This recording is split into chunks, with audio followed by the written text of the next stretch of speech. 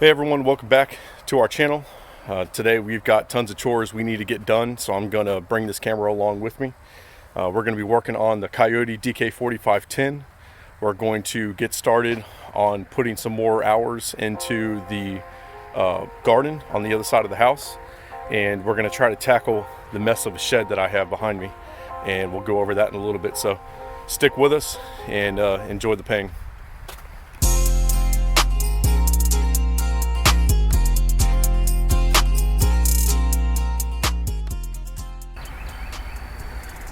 Alright, so just to give you guys a little recap of what we did before we got to this point. The 50-hour service is pretty much your air filter, and it's going to be, in this case we didn't replace it, we just shot a bunch of air through it to clean it out because it was in great shape. And you're going to drain all your oil, so pull both drain plugs out of the drain pan for your engine. New oil filter. The manual also says to drop the hydraulic filter, which we did.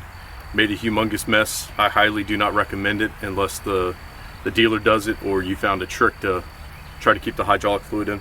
So we're going to add now, because of all that, about 2.5 gallons of hydraulic fluid, and the last one is going to be the fuel filter. That's also part of the 50-hour maintenance requirement. This is a newer DK4510. I'm not sure what the order requirements are. I imagine they're probably along the same guidelines. So I could not find what the manufacturer recommends in the local stores. So I took my manual to Napa and showed them all the fluid that the manual requires, and they were able to order the Mobile 424, which on the side it says Mobile Delvac. I'll put a screenshot of what the thing looks like in case you're looking for the same thing. It's not exactly the most descriptive of, it doesn't come right out and say that it's Mobile 424, but it is there. So, and the Napa people will be able to help you out. So let's get a little bit poured in. We're going to check our level, and then we're just going to keep pouring as we go.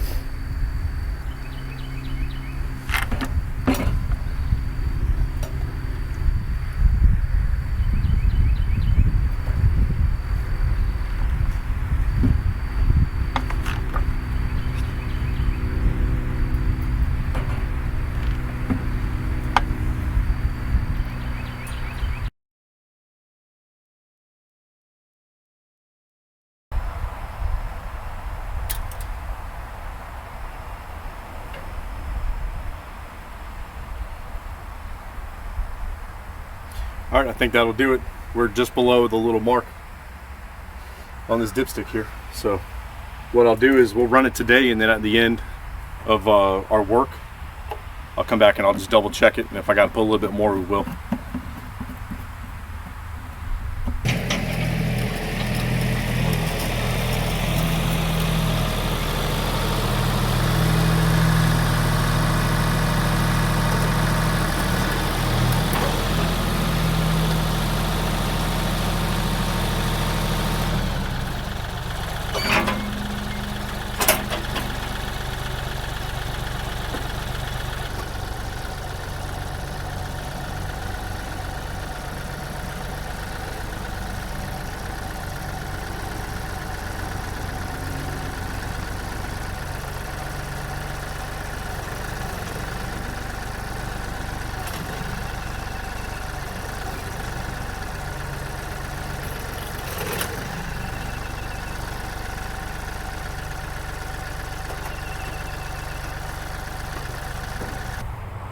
All right, so the first step we're going to do to get this garden in order is take that disc that we just hooked up, and we're going to run through everything a couple times.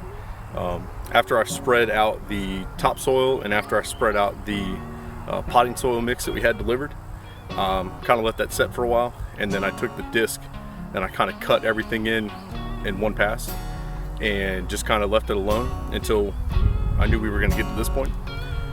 Right now we're going to do a nice thorough mix in and get everything fluffed up and get the dirt and everything broke up, so that the second step, when we come back to make some of those rows, when we go to build the rows up, everything will be nice and loose. We won't have to be trying to put together clumps.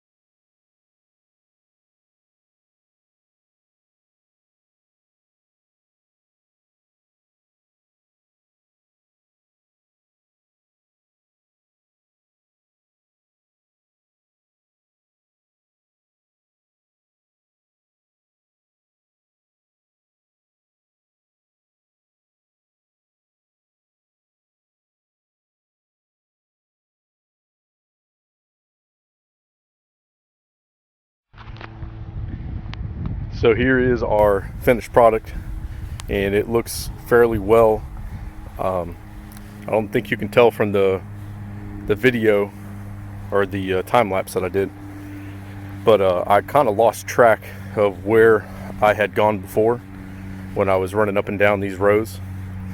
So that's when I kind of knew everything was getting tilled in real nice, because I couldn't tell what was fresh dirt and what was kind of old dirt that had been laying there for a while. So I think we did fairly well, but you can still tell, like, you can look right here how dark that is, and if I pan over there, you can kind of see how light that area is. More of the sand got mixed into there. So we're just going to leave it how it is. I think I've got it perfectly fluffed up enough, and still a little bit of grass that I'm seeing. And some big sticks, so we'll get that tossed out of here. Still seeing a little bit of pieces of grass from the very original field that was right here in this spot, kind of poking up through. Hopefully 3 passes, one to the side and then 2 separate passes up and down. Hopefully that was enough to cut up all that old stuff. So I'm gonna walk through here real quick and get any large chunks that I'm actually seeing now, get them thrown out to the side, and we're gonna drop our disc, and then we're gonna hook up the row better and get our furrow dialed in, so we can get a nice deep furrow on the hills that we're gonna build. And I'll check back in with you when we're ready to do that.